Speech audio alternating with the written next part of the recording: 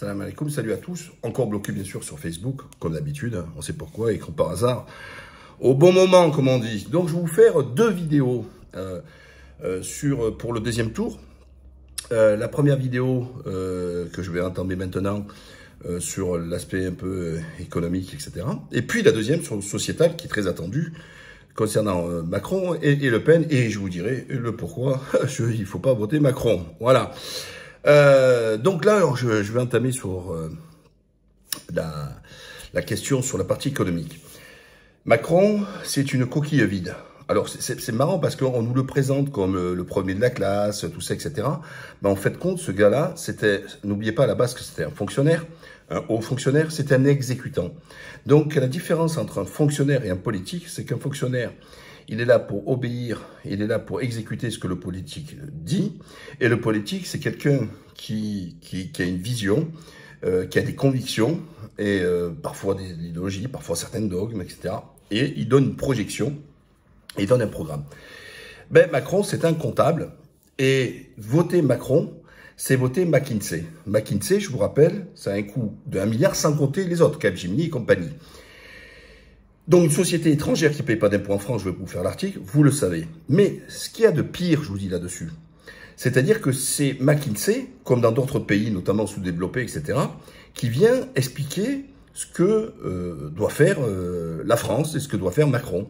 Donc, l'histoire des 5 € d'APL, vous savez, c'est un marqueur qu'on soulève souvent, c'était l'idée de McKinsey. Voilà, c'est un exemple. Et le deuxième où Macron est un exécutant, c'est la présidente de la Commission européenne, élue par aucun des peuples, et donc qui vient et qui dicte. Alors, comment ça se passe? Vous votez un budget en France, vous le soumettez à Bruxelles, et c'est Bruxelles qui le valide ou ne le valide pas, en fonction de ses critères. C'est là où, quand il y avait eu, vous vous rappelez, en Italie, 5 étoiles, et puis l'autre partie, je ne me rappelle plus, pareil, qui était enfin des pays, des partis qui n'étaient pas forcément dits de gouvernement.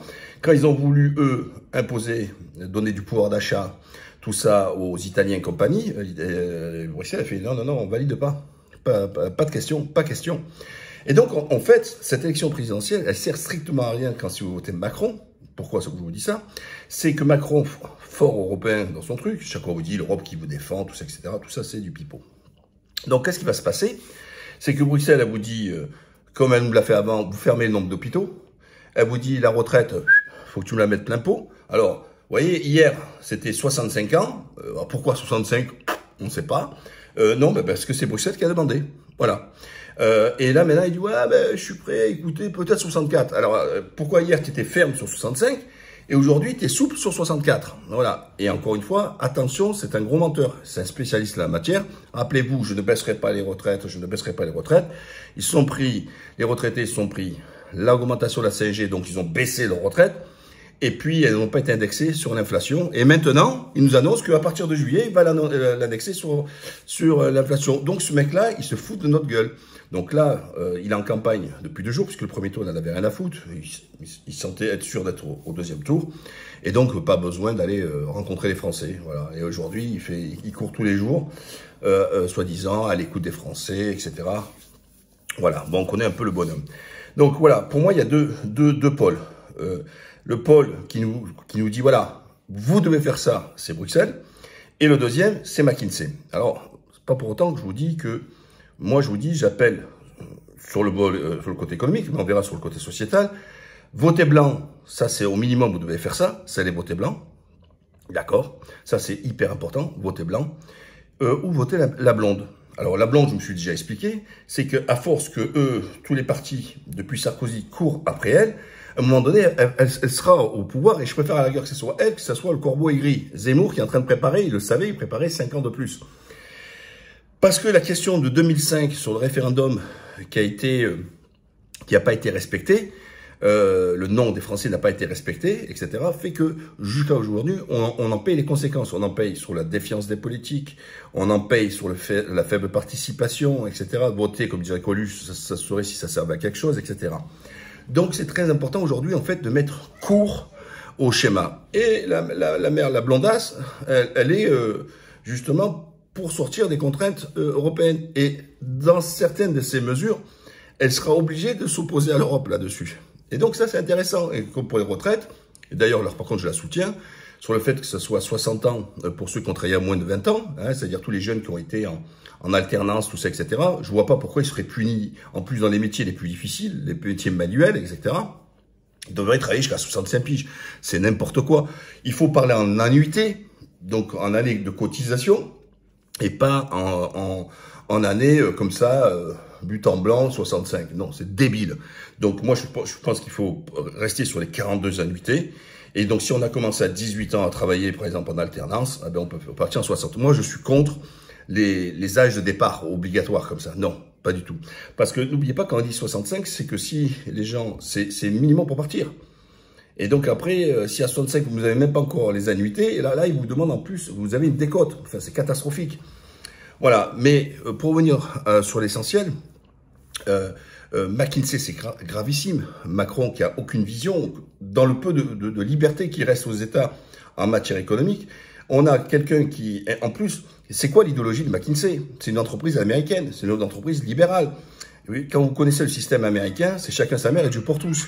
Le système français, c'est un système qui est social, certes, qui est redistributif et pas forcément à la hauteur qu'on voudrait, mais au moins il existe, où il y a ce qu'on appelle des amortisseurs sociaux, le RSA, les aides sociales, tout ça, etc., qui n'existent pas aux États-Unis. Et McKinsey va arriver avec son idéologie libérale, parce que, là encore, quand Macron, il donne le pouvoir, non pas à son Premier ministre, mais il donne le pouvoir à une société étrangère, il faudrait quand même analyser l'idéologie de cette société étrangère. Quelle est ses dogmes, quelles sont ses postures, etc. Et analyser tout ce qu'elle a fait, cette entreprise, dans les autres pays, etc. Mais moi, j'ai pas vu un pays où il y a McKinsey qui a été à valeur sociale, ça a été plutôt ultralibéral. C'est libérer le marché, concurrence ci, cela, etc. Donc, premier point, McKinsey, et le deuxième, je vous le répète encore, c'est Bruxelles.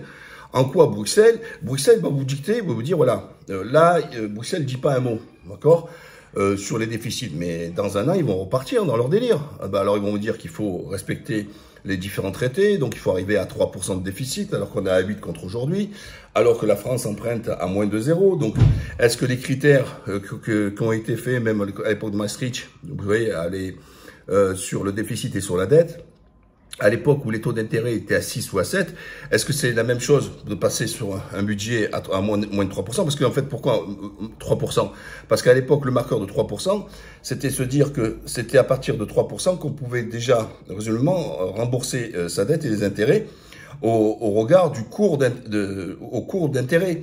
Sauf que entre le moment où ça a été fait, le registre des 3%, les taux d'emprunt, ils étaient peut-être à 7 ou à 8%, voire un peu plus, etc. Et donc, automatiquement, les 3%, si on veut avoir un pacte de stabilité, c'est comme ils avaient eux, il va peut-être monter à 6%. Et donc, le 6% de déficit est acceptable parce qu'il est remboursable. Vous voyez?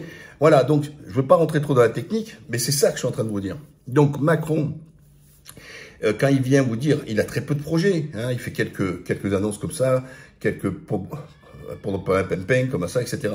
Mais parce que, en fin de compte, c'est pas lui qui gouverne. Ceux qui gouvernent, c'est la société américaine et c'est Bruxelles de l'autre côté. Donc, je vois pas l'intérêt d'aller botter Macron.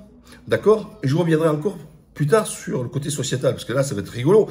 Alors là-dessus, l'Europe laisse un peu plus de marge de manœuvre, mais bon, avec des garde-fous quand même, hein, avec des garde-fous quand même.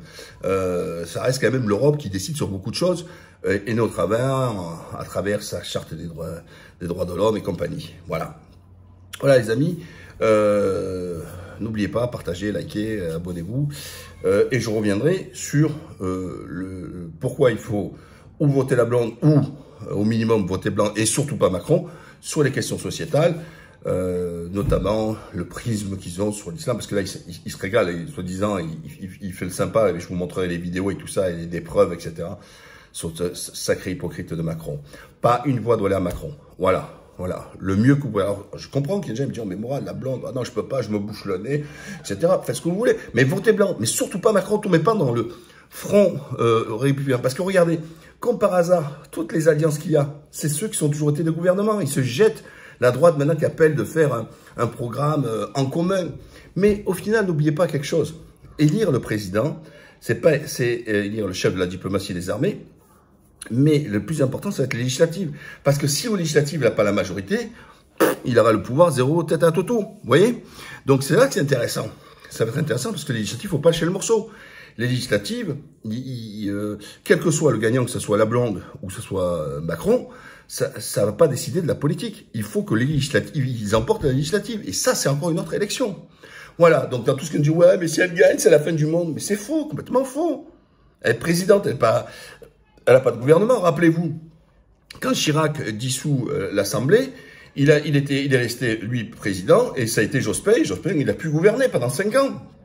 Donc, l'issue de la présidentielle est pas important. Alors, s'il est important, parce que on dit que ça a un impact. Les Français vont peut-être, ceux qui n'étaient pas d'accord, vont peut-être plus s'abstenir, et puis certains, comme il a gagné, vont aller dans le camp du vainqueur. Voilà, c'est humain, etc.